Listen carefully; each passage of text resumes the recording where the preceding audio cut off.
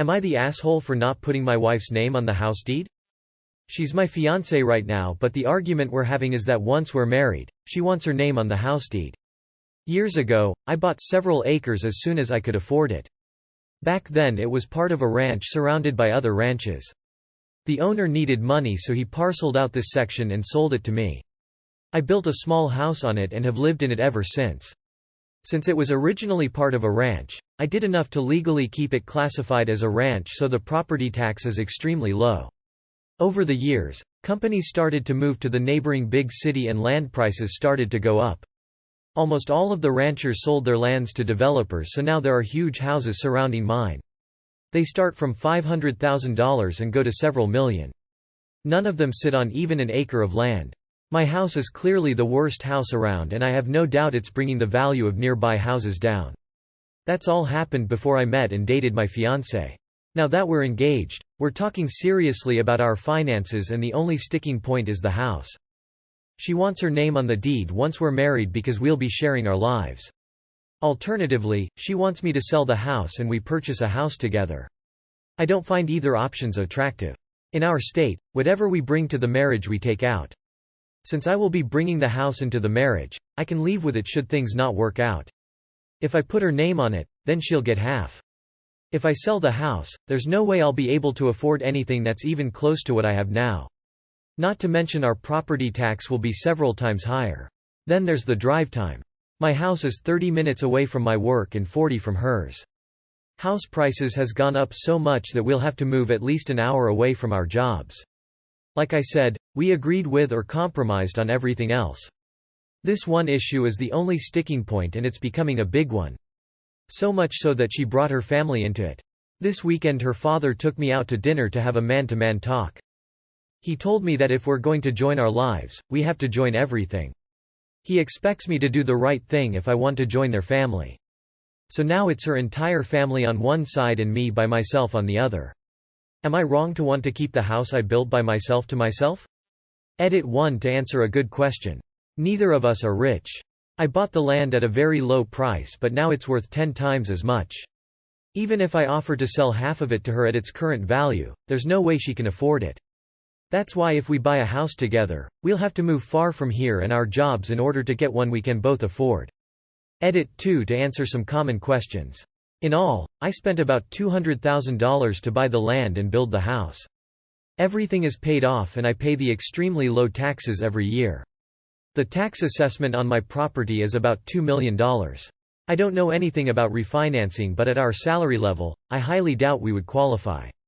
In fact, we've spoken to a real estate agent, and with a 20% down, our salary qualifies us for a $300,000 house. The property tax on a $300,000 house is many times the currently tax I pay now. I'm comfortable with us living in my house and paying all the taxes and maintenance by myself. Edit 3 to answer a common question. Many are asking about my compromise and pointing out her lack of financial security.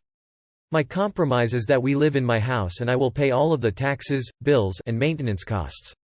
Based on our conversation with the real estate agent, if we buy a $300,000 house, her half of the mortgage would be about $1,300, not including her half of the property tax and down payment.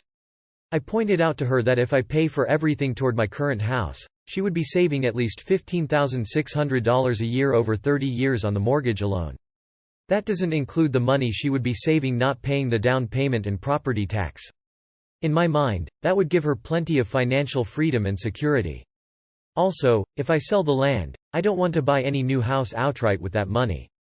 The reason we went to see a real estate agent is that if we buy a house together, I want it to be something we can both afford, mortgage, down payment, taxes divided equally. I would put any money I make off the sale into my retirement account. That's the main reason why I haven't sold my land despite many developers begging me to. Yes, some actually begged. I view it as my retirement investment. Why in the fuck is her family getting involved in this? Her dad invites you to dinner to strong-arm you into making his princess a homeowner. That's so childish. You're definitely not the one in the wrong here. Are you in the US? Will you be filing taxes together or separately? Everyone's correct that it's a premarital asset, but if filing joint, it will affect her too. Will she be contributing to maintaining and upgrading, etc.? You are protecting your financial future, absolutely entitled do that, but you have to realize that makes you look like you have one foot out the door. Her solution was to buy together. You shot that down, so what exactly is your plan? Do not get married until it's settled. This is a really tricky situation and I can see where you're coming from. I can also see what a precarious situation she would be in. I personally would not want to live my whole life in a house my husband owns. It creates a power dynamic I could not tolerate. This would be a deal breaker for me. It doesn't feel like a money grab to me because she's offering up other solutions so that you can buy a home together. I understand why they are unappealing. Are you guys planning on having children? If so, do you really want the mother of your children to have no rights to her home? So your future wife gets no say in the place she's moving into? Will you expect her to pay for any upkeep or upgrades to the house? I wouldn't want to move with my significant other in a house I can never call mine. She wants to compromise, you do not. You are the asshole. I'd never advise any woman to live under a man's roof at his discretion. Gives him too much power in the relationship. If I knew her, I'd advise her to walk away from this relationship unless her name goes on the deed. Am I the asshole for confronting my 29F sister-in-law, 45F, for trying to act like the mother of my baby? I, 29F, am in a complex situation that I never thought I'd find myself in.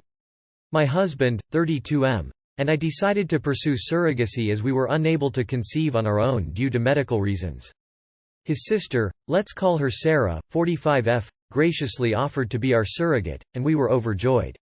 She has 2 children of her own, 22F, 24M, whose births went smoothly, so we thought it wouldn't be a burden on her body, and since she was healthy we agreed to go further with the process. Fast forward to 6 months ago when our beautiful baby girl was born. We were beyond grateful to Sarah for her incredible gift to us, but that's when things started to get tricky. Sarah seemed to become extremely possessive of the baby, acting like she was the mother. Whenever she would come over to our home, she insisted on being present for diaper changing, feeding, and nap time. At first I had no problem with this, but I told her it would be better for her to rest having given birth recently. But she insisted on helping out. But then things changed. She constantly started telling me how to care for the baby as she has more experience. She acts like she knows what's best for our child more than we do.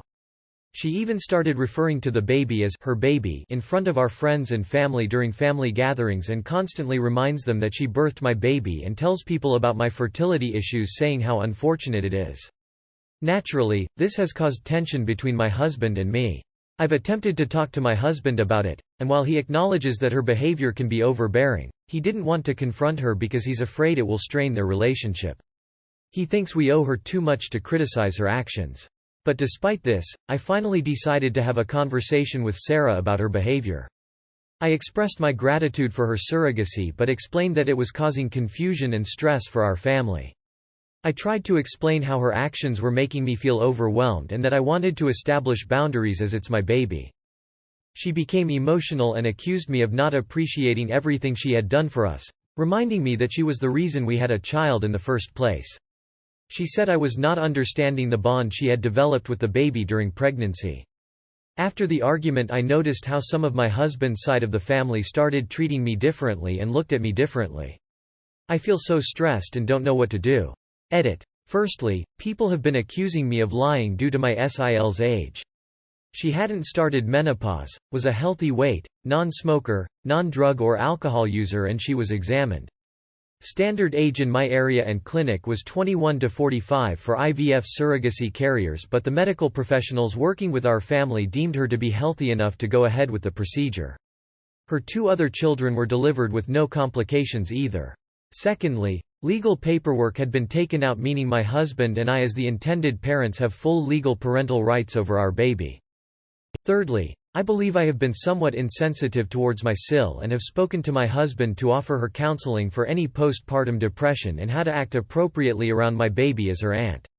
Edit number 2. My husband and I did not make her do this for free. We both contributed towards the surrogacy fees and it was expensive, but we were willing to pay it and had been saving up. We also offered to pay for any medical treatment she may require after the birth. Not the asshole Sarah is having trouble adjusting to the reality of the situation. She needed a little help contextualizing before the problem became bigger. Info Is the baby yours biologically and she carried it, or is it hers biologically? I'm tempted to say no assholes here for now. I can imagine it must feel so weird to her having carried the baby for 9 months and then having to just hand her over. She will always have a strong bond with her, but obviously she's massively overstepping now. He is afraid that it will strain their relationship, but he is not worried about your relationship. Cold sweat smile. Sil has to back off. It is not her child. And your husband needs a backbone. Not the asshole, but your Sil and your husband are. This is your child. Your child, not hers. She is the aunt. End of discussion. If she has a problem with that, don't let her in your home anymore. Yes, the baby was in her body, but it seems like she forgot that she isn't the mother. So, she carries the baby during 9 months and she is the and crazy for feeling like her mother. And people are suggesting she cuts contact, so apart from the difficult position she is in, she will lose her brother. The US is just callous. This is why surrogacy is forbidden in most of the world. Unpopular opinion, but everyone involved here seems to be lacking serious information, self-awareness, and empathy. The fact that you nonchalantly decide your Sil's third pregnancy at age 45 wouldn't be a burden on her body is the first red flag. The number one most obvious and classic rule of surrogacy is that all parties must fully communicate, collaborate, and set boundaries from the very beginning. The point is to set expectations so everyone is supported mentally and physically. Y'all acting brand new at every corner, which is really irresponsible for 3 people involved with something as serious as surrogacy. Yes, Sil is going through some mental health trauma, but of course she is. Y'all a mess. Am I the asshole for telling my friend I'm not happy for her when she told me she is in love? Me, 23 female, and my friend, 23 female, have been friends since we were 15. We went to the same school and have the same group of friends we see weekly. Me and my friend also see each other weekly and talk over text almost daily. I am in a relationship for several years already, while my friend is not in a committing relationship. She goes out every weekend and goes home with different boys most of those weekends. I am okay with that, as long as she is safe and tells us, friend group, where she is. She is kind of known in the area to get around with a lot of boys. She knows this, but always says it's not that bad. She told me she really wants to have a serious relationship, but is too nervous to go on a date.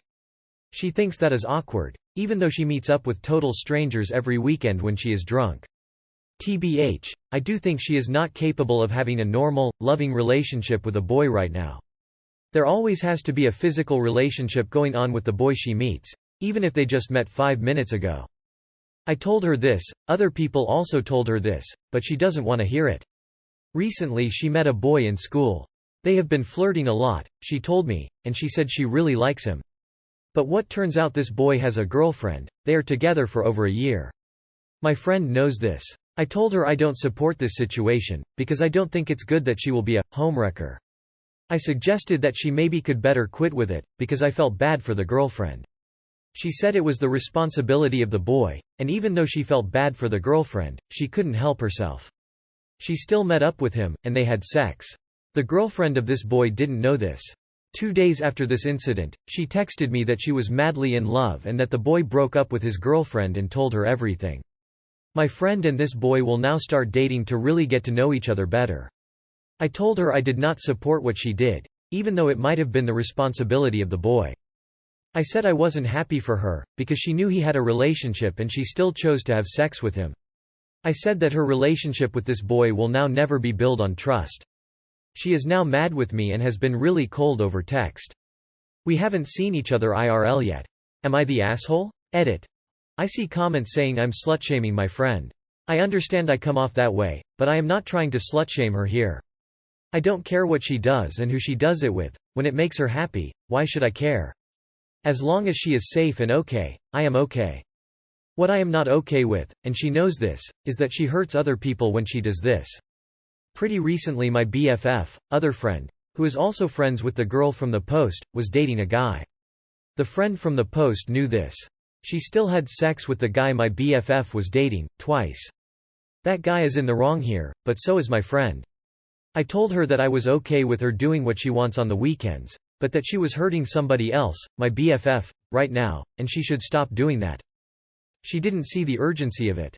The guy told my BFF and they obviously stopped dating. The situation I wrote about in my post is kind of similar in my opinion. Her actions have consequences, and I try to tell her that. I don't mean that as slut-shaming. Not the asshole. It's really weird that he left his girlfriend of over a year for someone he just met. But they're using talking about it with her anymore. Just sit back and watch the train wreck when one of them inevitably cheats on the other. There are better ways to start relationships. Not the asshole. You are just stating the obvious facts. Woman shrugging, light skin tone. And you're being a little harsh. Both people shouldn't have participated in the cheating, but the guy broke it off with his girlfriend to be with your friend. It's not like they continued cheating. The guy ended up doing the right thing. You don't know how this will turn out. Maybe it will end up being a good relationship. You're really judgmental and it sounds like you don't even like your friend. You are the asshole. Boys?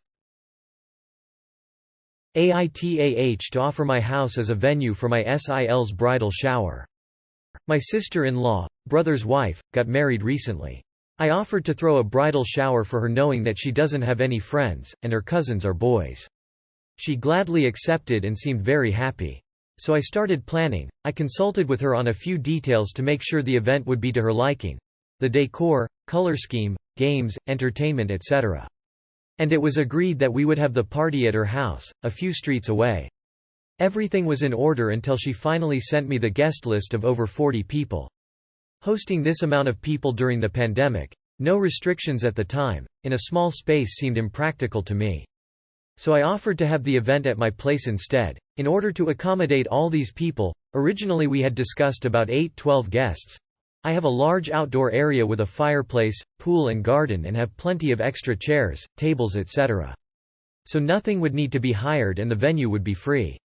Sil freaked out. She insisted that we have the event at her place even after I explained that the space would be far too small for the amount of people on her guest list and attempting to accommodate that amount of people would pose more of a health risk. She insisted, so I agreed, but I tried to manage her expectations of the event by saying that we wouldn't have enough space to have a photo booth, candy table, champagne bar etc. She accused me of making her event about me and saying that I should be doing whatever she wants and not what I want. I just wanted her to have the best celebration possible and felt that I could do that for her if I had the space to make all of my ideas come to life. I also feel that if someone volunteers to do something for you on their dime, it should be appreciated regardless. At the end of this conversation she said that maybe it's best if I don't arrange it for her after all. I accepted immediately and said that I really wanted her to be happy and if she preferred someone else to arrange it instead that would be the best option going forward, and that I will not be involved any further and attend as a guest. And she agreed to this. A few hours passed that day and suddenly she messages me again and apologized for being rude and saying she was just stressed etc. But she really wants me to still plan the party for her, so she'll let me do it. I feel that my offer was very gracious and the fact that I opened my home to her and her family was generous, in addition to paying for the event. But was I in fact the a-hole here? Edit. The 40 people she invited was mainly future husband's side of the family, which is huge, Asian, and mainly women. Also my family, I am the sister. I plan lots of events, so already had a lot of the things I'd use. Champagne bar, just a little table with champagne and some add-in items like fruit, candy floss etc. Candy table was more of a selection of mini dessert on little stands rather than a full-on Harry Potter trolley.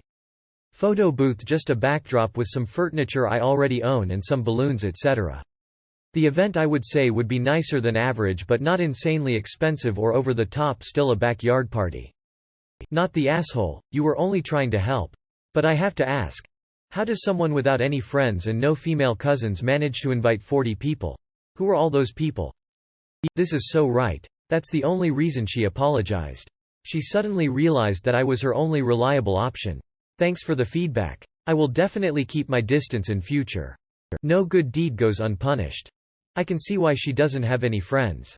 Not the asshole, and your Sil was extremely rude in the way she handled it. I hope you never offer to do anything else for her ever again, and if she asks you for anything, you say no.